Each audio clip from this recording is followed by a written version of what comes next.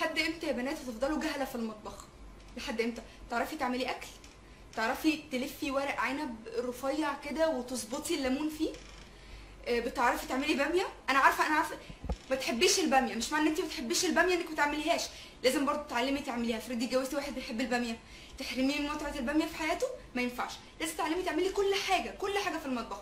الكوارع انا عارفه ان هي لزجه ومستفزه، برضه لازم تتعلمي تعمليها. مطبخ ماما ازاي تكوني ست بيت، لازم تعلمي كل حاجه. خشي المطبخ مع ماما اتعلمي حبيبتي، لازم ازاي ما تعمليش اكل.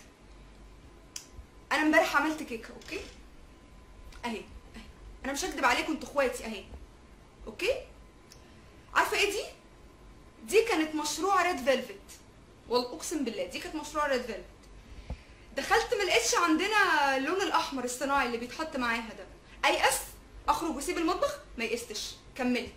لقيت عندنا لون ازرق كده، قلت مش مشكله، ريد فيلفت تبقى بلو فيلفت، ايه عادي مش مشكله.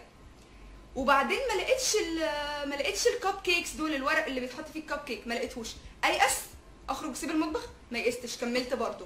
قلت هعملها في الصينيه المدوره، وبعدين نسيتها في الفرن شويه، يعني عادي كلنا بننسى، كنت بسمع عندنا النور، نسيتها شويه فلقيتها بقت كده، اوكي. انا خيلي ان هي اتحرقت، بس فوجئت لما قطعتها من جوه انها نيه من جوه، يعني حرقتها من بره ونيه من جوه. تعرفي تعملي كده؟ انت تعرفيش، لان انا في المطبخ من صغري، انت ما تعرفيش تعملي حاجه زي كده. لا واللون، بصوا اللون يا جماعه، انا ابدعت بصراحه ان انا اطلع لون زي، ابدعت. بصوا اللون عامل ازاي، سماوي مغيم، يعني مش عارفه ايه اللون ده، والله تألقت في اللون ده بصراحه. بابا كان بيعمل شاي امبارح، قلت له اجيب لك كيكه، قال لي فين الكيكه؟ قلت له انا عاملاها، قال لي دي ما اسمهاش كيكه، كان هيضربني اقسم بالله، دي ما اسمهاش كيكه، دي طش شباب، دي حماقه مطبخ، ما تقوليش عليها كيكه. دمرني نفسيا امبارح.